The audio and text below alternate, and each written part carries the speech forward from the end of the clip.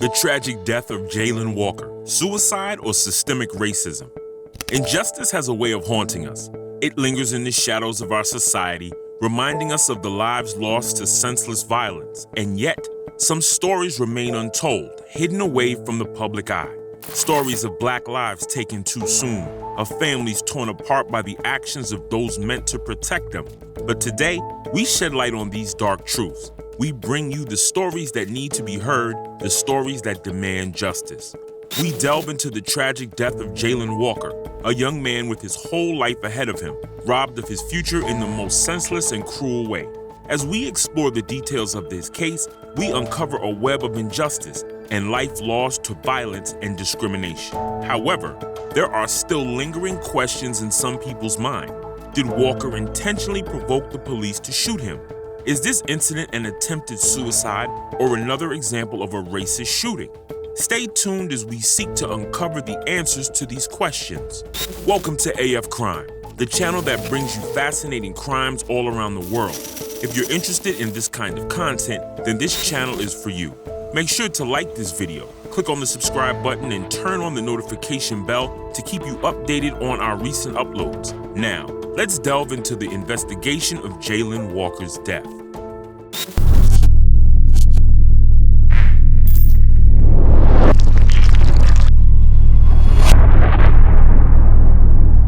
The darkness of the night shrouded the city of Akron, Ohio, as Jayland Walker drove down the city streets in his car. Unbeknownst to him, his life would soon be cut short in a horrific and tragic way. It was June 26, 2022, and the clock had just ticked past 2:30 a.m. when a New Franklin police officer spotted Walker's vehicle.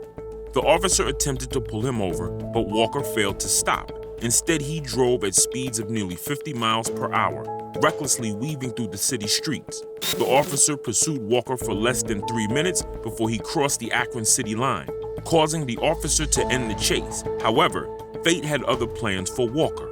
A mere 12 hours later, the Akron Police Department attempted to stop Walker for a traffic violation due to unspecified equipment failure. But again, Walker refused to stop, and a high-speed chase ensued. As the chase continued, the pursuing officers reported gunfire coming from Walker's vehicle. Despite their best efforts, they could not get him to stop. After several minutes, Walker finally exited the highway and drove towards a nearby parking lot. While the car was still moving, Walker, with a ski mask on his face, got out of the passenger side and ran towards the lot. The officers chased after him, attempting to stop him with a stun gun, but to no avail. Walker, now on foot, led the officers on a wild chase that ended in tragedy. In just 10 seconds, 8 police officers opened fire on Walker, unleashing a hail of bullets that would take his life. The gunfire lasted for 6 or 7 seconds, with approximately 90 rounds being fired. According to the police, Walker appeared to be turning towards them, and they believed he was armed and moving into a firing position. The officers put Walker in handcuffs before calling for medical assistance. When the EMTs arrived, they found him lying on the ground with his hands cuffed behind his back. The officers claimed that they tried to administer first aid to Walker after shooting him, but it was too late. He was pronounced dead at the scene, his body riddled with bullets. The Summit County Medical Examiner's Office later ruled Walker's death a homicide. In a grim twist of fate, the autopsy report revealed that Walker's body was hit with 46 bullets in total.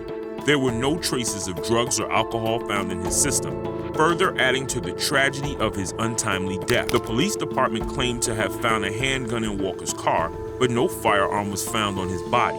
This discrepancy raises questions about the official account of the incident, which remains a source of controversy to this day.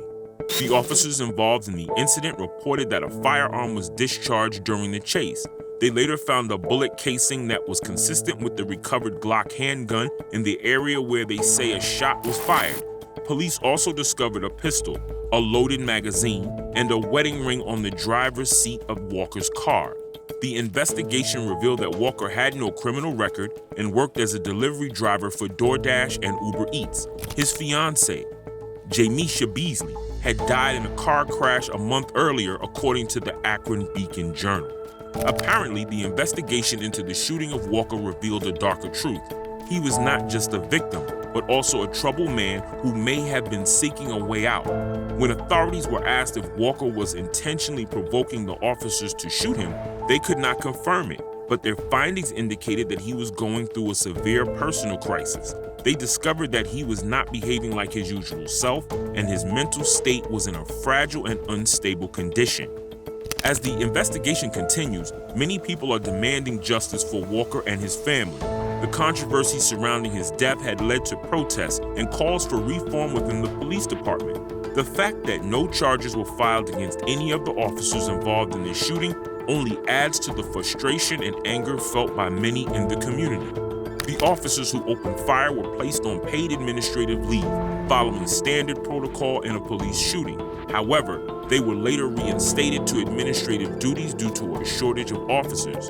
The Ohio Bureau of Criminal Investigation led the probe into the shooting, but a grand jury declined to file charges against any of the officers involved. Demonstrators gathered outside the police department, and standoffs with police occurred. Tensions ran high, and the city was on edge. Akron officials canceled the July 4th celebrations due to the shooting, and the mayor declared a state of emergency and issued a curfew for the downtown area.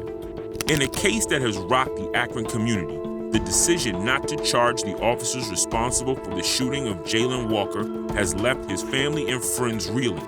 The special grand jury tasked with examining the evidence in this case has decided that the police officers were acting within the bounds of their training and did not commit any criminal offense in killing Walker. This news has been particularly difficult for Walker's family, who were unable to speak for themselves at a recent press conference. Instead, they relied on a spokesperson to convey the depth of their grief and anger. The Reverend Robert DeJournay, a relative of Walker's and the pastor of St. Ashworth's, spoke on behalf of the family and expressed their profound sadness and disappointment with the decision. "Our hearts are hurting. Yeah, our hearts are heavy," he said. His voice choked with emotion. "We talked about peace. Pamela and Jada are not feeling peaceful right now.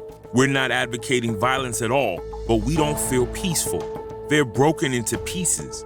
We talk about being calm. How can we be calm when the injustice we believe has happened? And this is a sad, sad day for our family and our community." For the family of Jayland Walker, this decision feels like yet another example of a system that fails to protect Black lives. They are left with questions about why their loved ones had to die and why the officers responsible for his death are not being held accountable. The pain and trauma they are experiencing will not go away quickly, and the injustice they feel will continue to haunt them. This is a tragedy that should not have happened, and the fact that justice has not been served only makes it more heartbreaking. The death of Jayland Walker is a tragic event that has left many with lingering questions about the circumstances surrounding his fatal shooting. While there is no clear answer, one question continues to haunt us. Was Walker's decision to run from the police an attempt at suicide? There are many factors to consider. Walker had recently experienced a significant loss in his life with the death of his fiancée, leaving him struggling to cope with his grief. Additionally, he was facing a host of challenges in his personal life, which could have contributed to feelings of hopelessness and desperation. Despite the lack of direct evidence, there is a possibility that Walker's decision to flee from the police was an attempt to end his life. However, this is not a conclusion that should be reached lightly or without careful consideration of all the evidence.